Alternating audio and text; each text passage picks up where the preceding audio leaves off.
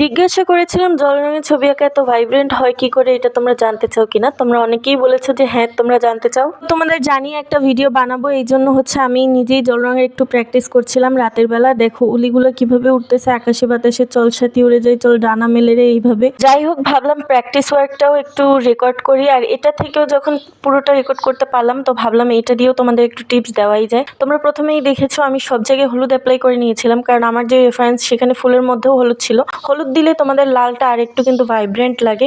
এই ভাইব্রেন্ট লাগার জন্য যে সব জায়গায় হলুদ ইউজ করবে লালের জায়গায় তা কিন্তু না। এখানে আমি 3-4টা লেয়ার ইউজ করেছি। প্রথমে সবগুলো ফুলে কিন্তু আমি হলুদ দিয়েছিলাম এবং পাতাগুলোতেও হলুদ দিয়েছিলাম, কারণ এখানে রেফারেন্স অনুযায়ী আমি কালারগুলো দিয়েছি, তাই তোমাদের আগে রেফারেন্সটাকে বুঝতে হবে।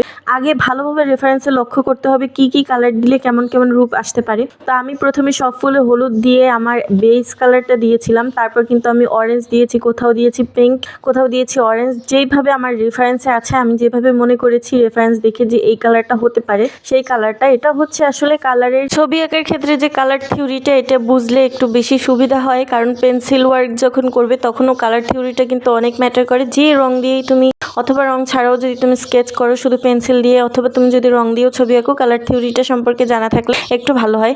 যেমন আমার এখানে যে ধরনের রেড প্রয়োজন ছিল তার নিচে হলুদ লেয়ারিং করলেই সেই রেডটা আসবে। কোন কালারের সাথে লেয়ারিং করলে তোমার আসল কালারটা বেরিয়ে আসবে সেটা যদি তুমি একটু বুঝতে পারো তাহলেই মূলত তুমি অনেকটা এগিয়ে যাবে। আর এখানে মূলত আমি ফুলগুলোর উপরেই বেশি কাজ করেছি, পাতায় আমি তেমন একটা কাজ করব না, ফুলগুলোর উপরেই বেশি কাজ করেছি, কারণ আমি আসলে প্র্যাকটিস করছিলাম যে জল রং আমার ঠিকঠাক আছে কিনা আগের মতো।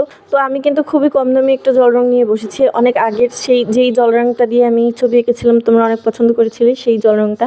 ফুলগুলোর মধ্যে কিন্তু আমি কালার দিয়ে অনেকবার লেয়ারিং করেছি। প্রথমে হলুদ ছিল, তারপর অরেঞ্জ এবং পিঙ্ক ছিল, কোনো পাতায় অরেঞ্জ এবং পিঙ্ক হলুদ তিনোটাই কালার ছিল। আর পাতাগুলোতে 3টা লেয়ারিং করা হয়েছে, এখানে হলুদ, তারপর হচ্ছে লাইট গ্রিন, তারপর হচ্ছে ডার্ক গ্রিন। একটা সমস্যায় পড়েছিলাম আমি জল রঙের ছবি আঁকতে গিয়ে, আমার আগের জল রংটা আমি তেমন বেশি খেয়াল রাখিনি, সেই জন্য হচ্ছে আমার জল রংটা পাউডারি হয়ে গিয়েছিল। যখনই সেটা দিয়ে ছবি আঁকতাম সেটার উজ্জ্বলতা কমে যেত।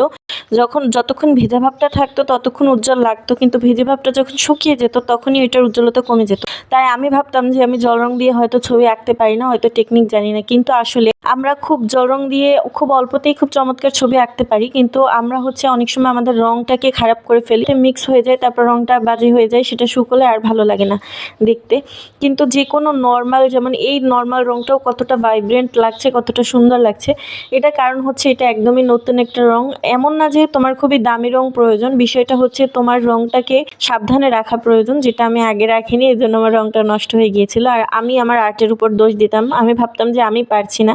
তারপর ধীরে ধীরে বুঝতে পারলাম যে এখানে রঙেরও একটু কাণ্ড কারখানা আছে। সিম্পল ছোট্ট ছবিটা আঁকতে কিন্তু আমার প্রায় 1 ঘন্টার বেশি সময় লেগেছে। তাই তোমাদের যদি ভালো লাগে অবশ্যই আমাকে জানাবে, আমি অনেক খুশি হব।